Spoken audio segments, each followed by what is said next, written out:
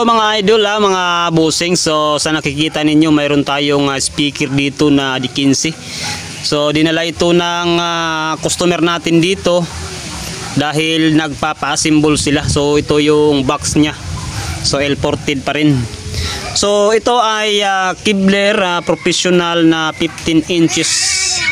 So ang model nito ay GT-15W bus driver 500 watts. So kagaya din ito ng Joson na GT15W pa rin yung Joson natin. So kunting review lang dito mga idol, isi-share ko lang sa inyo ang speaker na to. So ang Kibler mga idol ay hindi tayo connected sa Kibler. So dahil dinala dito ng may-ari na ipapasimbol, i-review lang natin para mayroon tayong kunting content lang naman.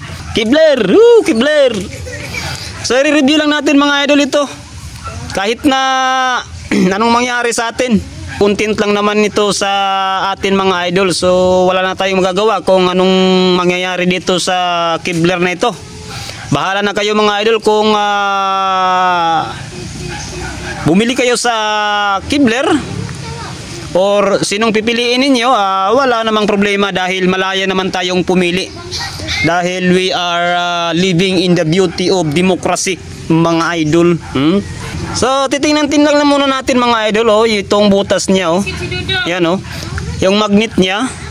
Sukatin na din natin yung magnet niya mga idol sukatin natin yan So ito ang kanyang magnet yun. Nihila ka bata So ito ang kanyang magnet. Ayan kung sa cm nasa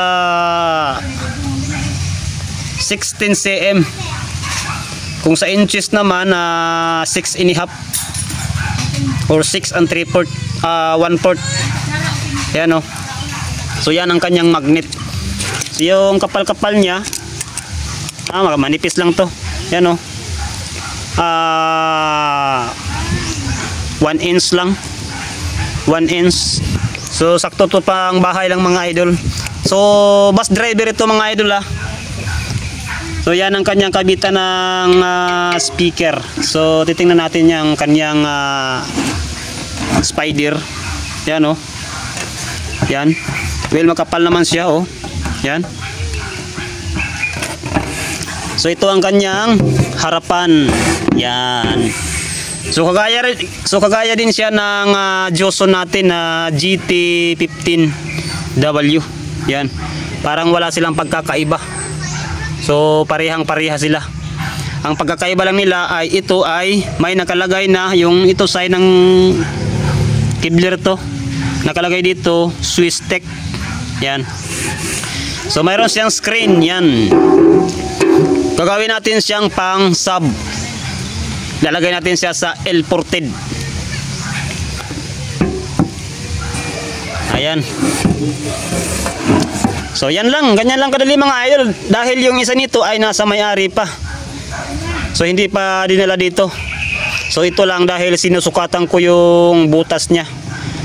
At siyempre di niya alam na iba-vlog ko pa ito.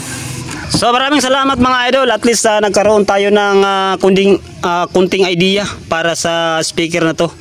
So abang-abang lang mga idol sa ating sound check sa speaker na ito. So wag lang kalimutan mga idol mag-subscribe at mag-like sa ating munting video. So maraming salamat mga idol. Kuya Codes pa rin ang inyong lingkod.